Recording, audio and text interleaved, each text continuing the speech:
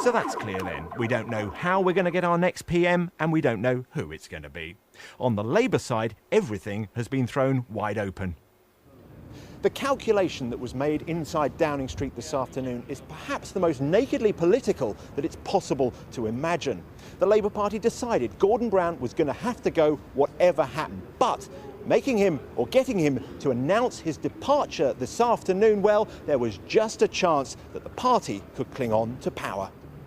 I think the statement was the measure of the man. He reached a judgment after the election that the right course was for him to stand down before the coming Labour Party conference, and so he made clear his intentions to the British people today. He also made clear that Nick Clegg has requested formal negotiations with the Labour Party. Where those negotiations reach, we cannot yet be clear, but in the meantime we will continue to discharge our responsibilities as the government of the country while engaging in those discussions with the Liberal Democrats.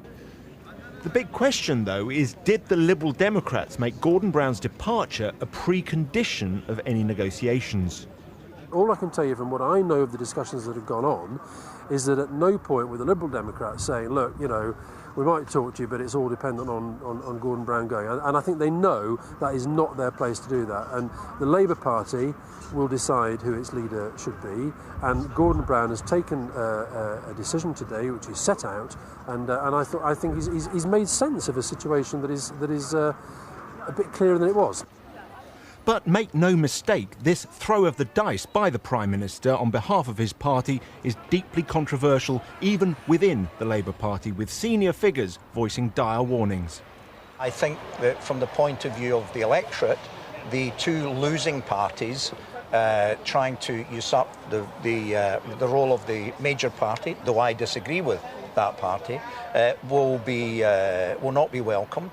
I think that from the point of view of cobbling together the necessary numbers to rely on the Scottish Nationalists and the Northern Irish, as we would have to, their demand will be that the English get all the cuts, that they are protected from the cuts. So in all sorts of ways, from the country's point of view, I think it will be pretty disastrous. From the point of view of the Labour Party, I think that if we look as though we are cocking a snoop at the electorate, I think the electorate will wreak their revenge on the Labour Party, and that's my particular interest in the future of this party. In truth, the battle to replace Gordon Brown as Labour leader has been simmering just below the surface for at least the last 2 years.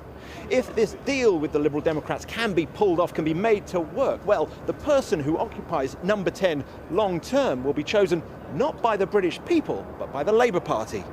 Again.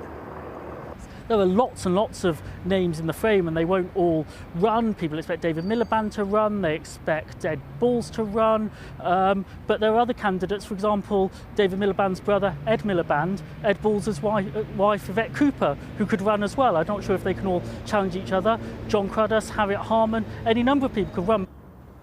Tonight, Labour's deputy leader, Harriet Harman, though, has ruled herself out of the race. But everyone else, including the frontrunner David Miliband, is presumably still in.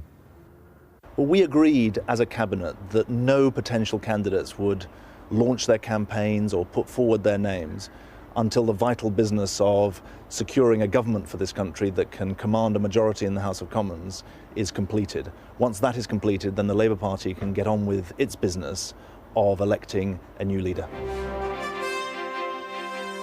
But hang on, remember those debates that everyone made such a fuss about?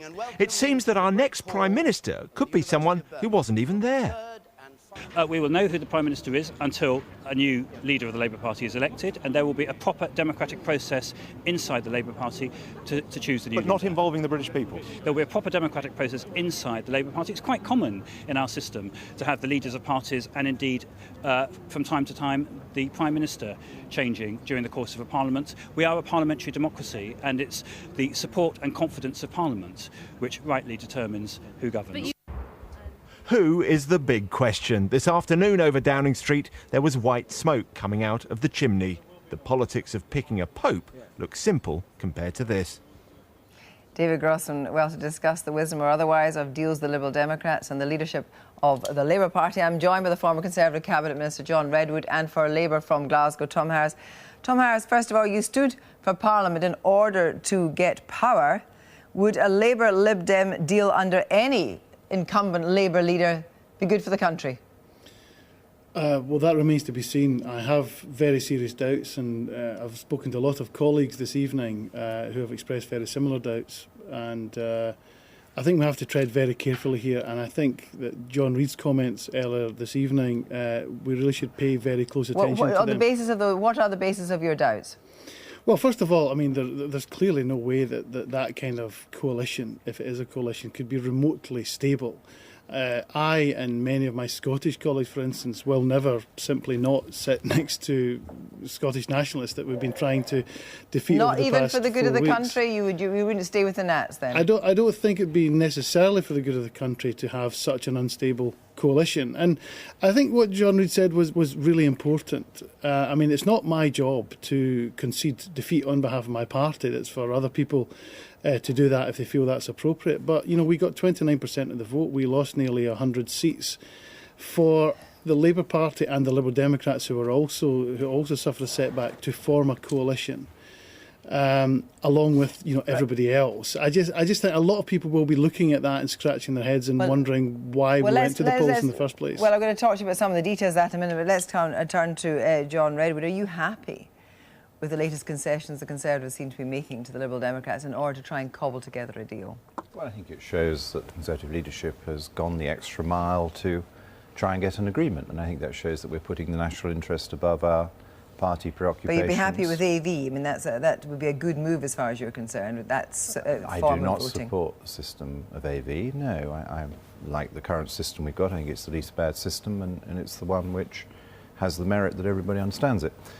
But I quite understand why we need to offer a referendum on the issue. It will be up to the British people. It would be quite wrong to shove a new system of voting on the British people after this election without a referendum. Well, let's just turn and ask Tom Harris about that, because what seems to be the case now, you heard Harriet Harman saying there that not necessarily a referendum, in fact, no referendum, straight to a bill on AV. Actually, Kirsty, what Harriet actually said was that the rumours that we were going to offer a straight to a bill without a referendum were spun by the Conservatives and was not actually what the Labour Party was offering. But let me be absolutely clear. In a manifesto, we were committed, I think unwisely, to a referendum on AV. That is the very maximum we can offer the Liberals in any dodgy deal that we want to put together. Would a bill on AV get through Westminster, do you think, Tom Harris? I will certainly vote against any bill that goes any further than what was committed in our manifesto, and an awful lot of my colleagues feel exactly the same way, so I would very much doubt that. A couple of other issues. First of all, the story tonight that David Cameron's preparing to bring Michael Howard, Ian Duncan-Smith and David Davis into a cabinet. Good move or a bad move? Well, I'm not sure how strong that story is, but David Cameron must choose his cabinet once he's in the business of forming a government. I think, first of all, we need to sort out whether we're going to be forming a government with the Lib Dems or not. Would you be prepared to be in a cabinet? Well, I'd be very happy to talk to David about that, but I haven't been asked to talk about it. Well, let's talk about this key tax thing.